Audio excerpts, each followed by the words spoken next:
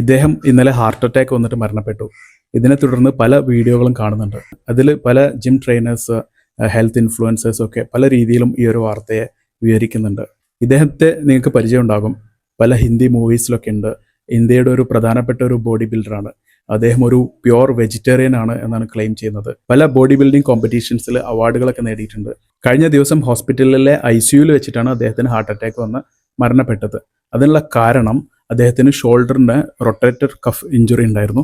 അതിനു വേണ്ടിയിട്ടുള്ള സർജറിക്ക് ശേഷം അരമണിക്കൂറിന് ശേഷമാണ് അദ്ദേഹം മരണപ്പെട്ടത്. അതേസമയം തന്നെ കാർഡിയോളജിസ്റ്റുകൾ, ഇൻറ്റൻസീവിസ്റ്റുകൾ, ഹോസ്പിറ്റലിലെ എല്ലാ സൗകര്യങ്ങളും ഉണ്ടായിട്ട് പോലും അദ്ദേഹത്തിൻ്റെ ആ ഒരു കാർഡിയാക് അറസ്റ്റിൽ നിന്ന് രക്ഷപ്പെടുത്താൻ കഴിഞ്ഞിട്ടില്ല.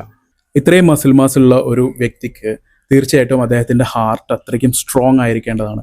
പക്ഷേ നമ്മൾ പുറത്തുനിന്ന് ഹോർമോൺസ് ഇഞ്ചെക്ട് ചെയ്യുന്നുണ്ടെങ്കിൽ, ടെസ്റ്റോസ്റ്റിറോൺ, അഡ്രിനാലിൻ, മെയിൽ ഹോർമോൺസ് ഒക്കെ ഇഞ്ചെക്ട് ചെയ്യുമ്പോൾ ഇങ്ങനത്തെ ഒരു എമർജൻസി സിറ്റുവേഷനിൽ നമ്മുടെ ശരീരത്തിന് സ്വന്തമായിട്ട് ഹോർമോൺ പ്രൊഡ്യൂസ് ചെയ്യാനുള്ള ശക്തി നഷ്ടപ്പെടും. ഇതായിരിക്കാം ഇവിടെ സംഭവിച്ചത്. അതായത് നമുക്ക് ഒരു അനസ്തേഷ്യ തരേണ്ട അവസ്ഥ അല്ലെങ്കിൽ സർജറി ഒക്കെ ആവശ്യം വരുന്ന സമയത്താണ് ഇത്തരം പ്രശ്നങ്ങളൊക്കെ നമ്മൾ മനസ്സിലാക്കുക.